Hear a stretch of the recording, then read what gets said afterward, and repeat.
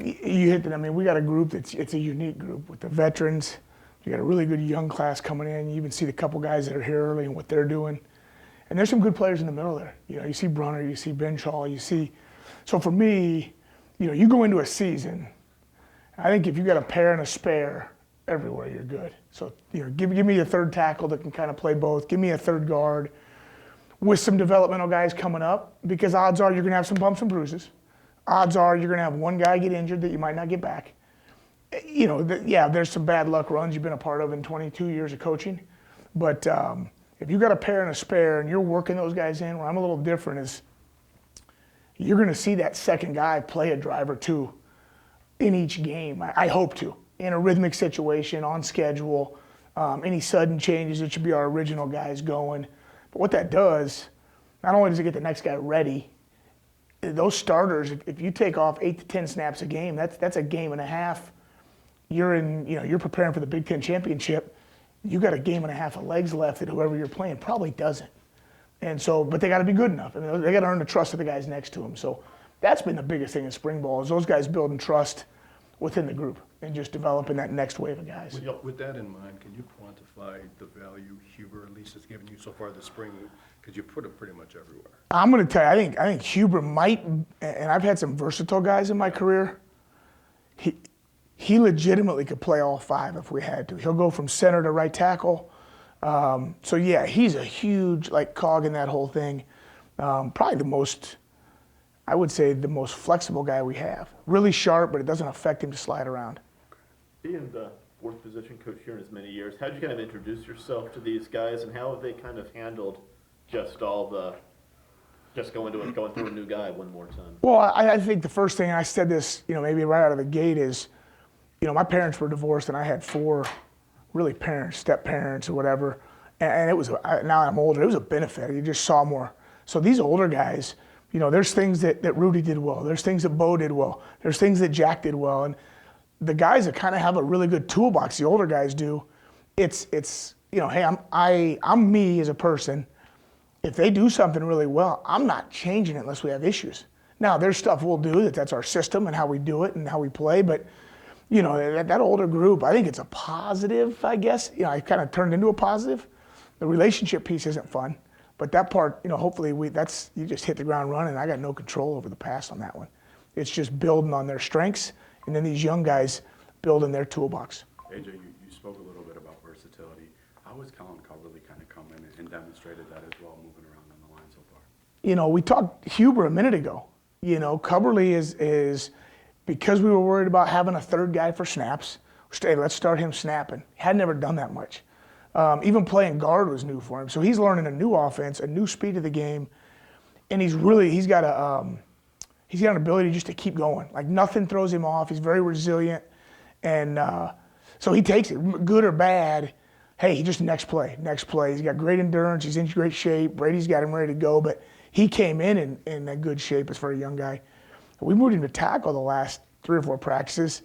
He actually was, coach, I played that my whole life. So his comfort level is that. His skill set's going to be inside in the long haul. But if he's a mid-career Joe Huber, we're winning. I think that's a good thing for him. He's the next guy that has that versatility. You mentioned the freshman. I mean, that's any position on the line is tough for a freshman to come in. Now you got 2 guys who are at least have the spring under their belt.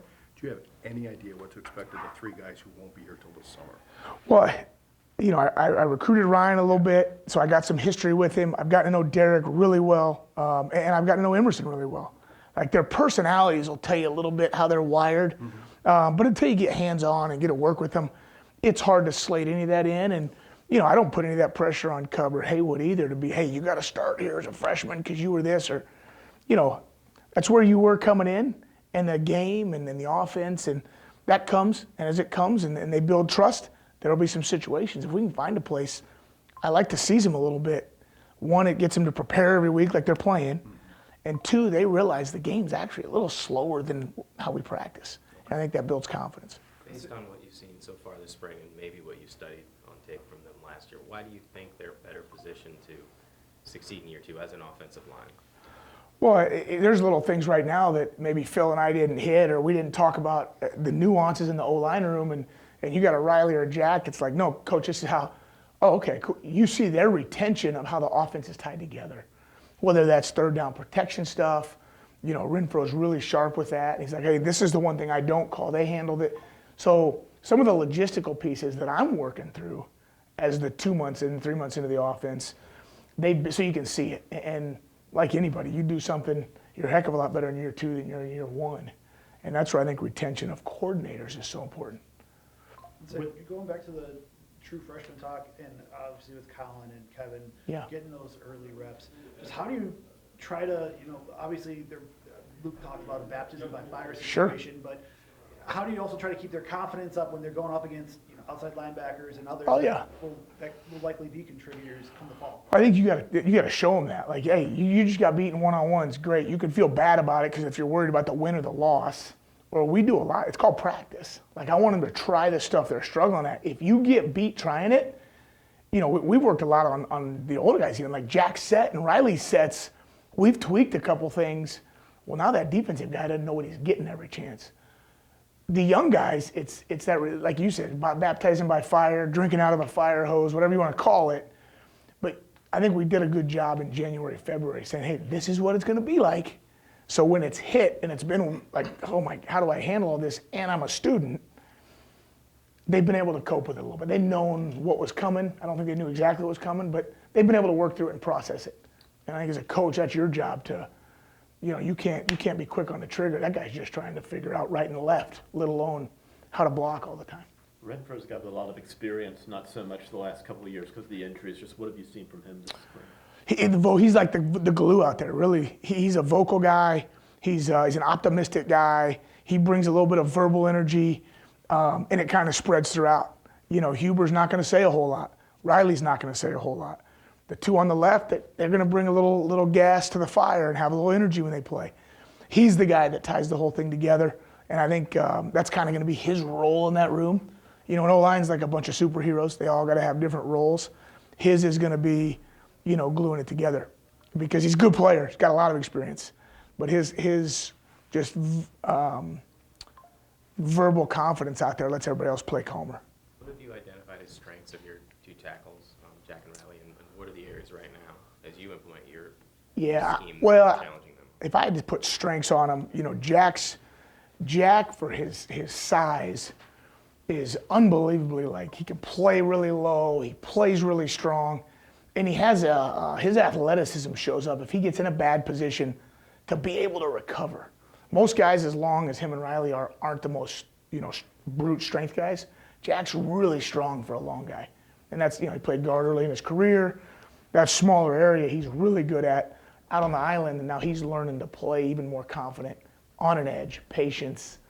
And then Riley's really put a lot into where his hips are this spring and where he's playing at a depth level, because that's where your power and balance comes from.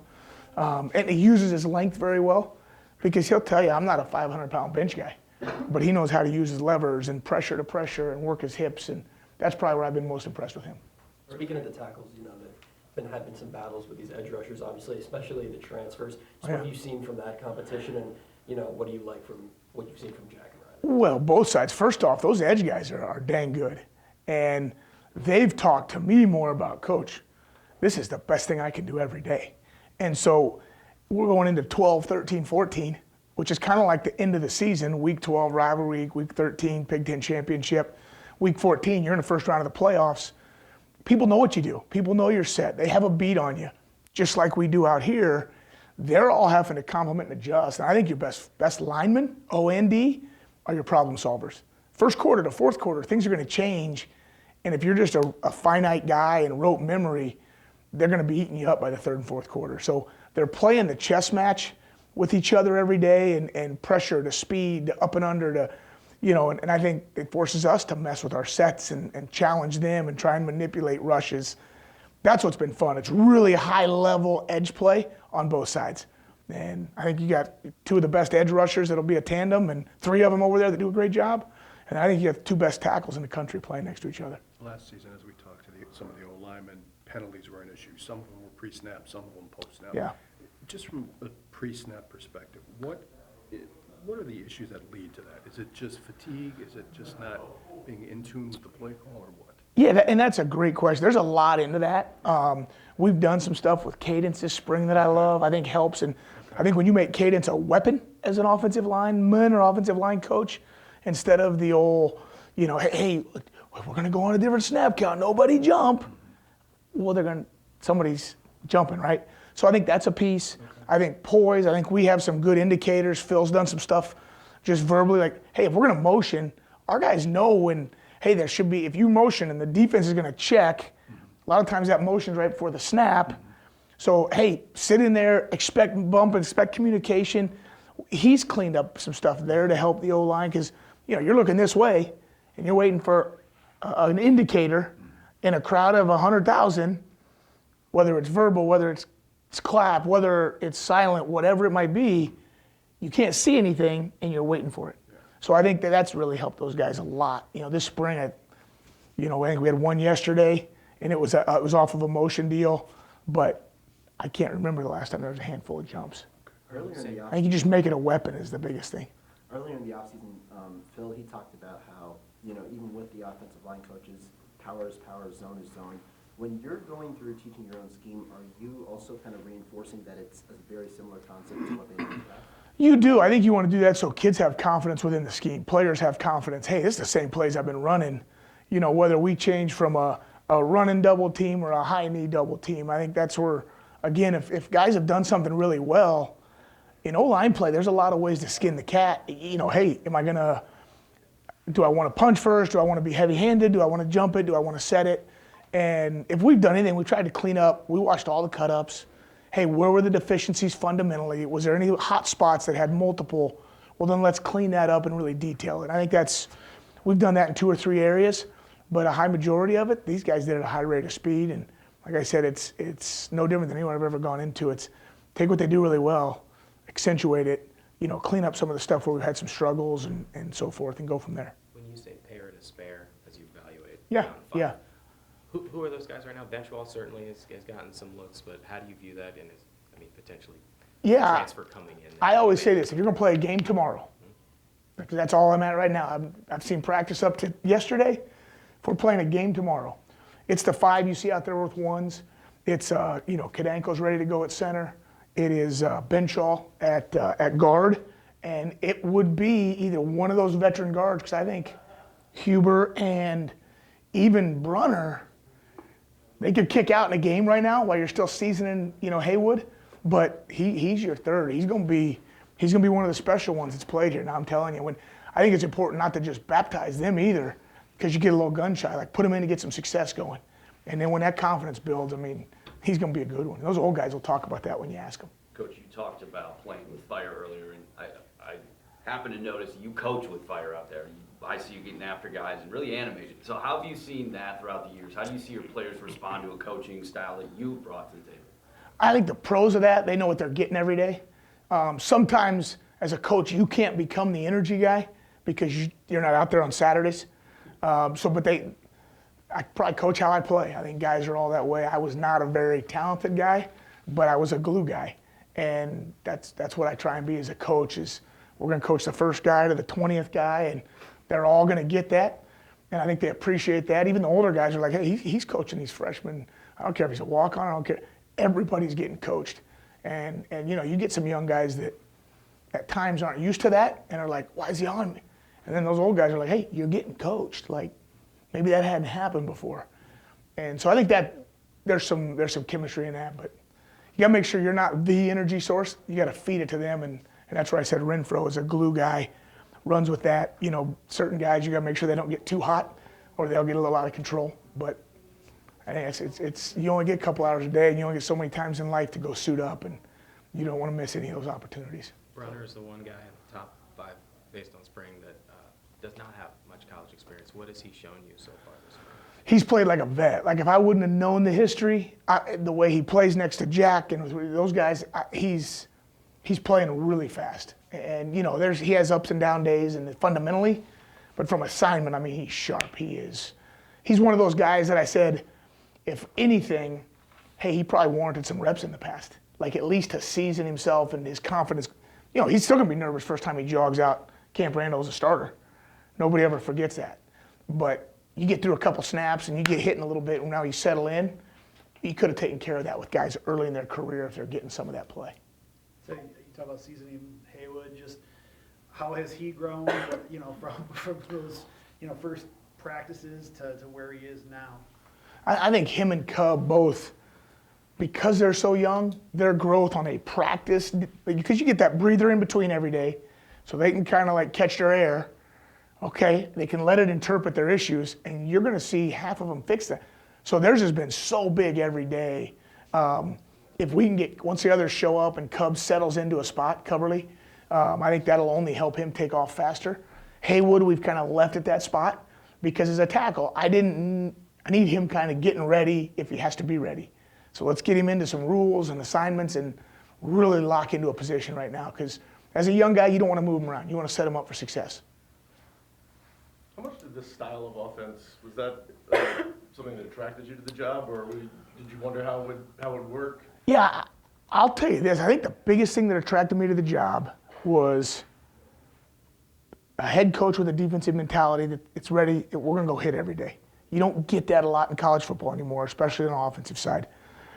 I think it's the challenge of, I've recruited Wisconsin for almost a little more than 10 years, and, you know, hey, it's an air raid. Hey, whoa. You're still going to line up. And I think the challenge to go back and go, we're going to put that on tape, that, hey, if the numbers are right, we're going to roll you up. I don't care if it's what the personnel group is, but you're not going to see the 2,000-yard rushers very much anymore because it is run and pass. And, you know, I've been enough places that when you run it every snap, then every fan says, well, when are we going to throw it? Run it up the middle again, okay? So it opens up. It's very explosive. And I've seen it at multiple places. I've been a part of it at Western Illinois. Same offense, same system. I think the opportunity to line up and run every run scheme you want to run, and so we can get after them as much as we want up front, as good as we can do, but then you have the appeal to attract skill kids, where you got threats on the outside. They can't load the box. And so it's still a fair fight. Numbers are still good. And so, yeah, I think the offense attracted me. There's no doubt about that. You mentioned recruiting Wisconsin for so long. It almost feel like the narrative around why you haven't seen more air raid around the Big Ten is, oh, there's just not the skill guys to run it here. Do you think that's accurate, inaccurate?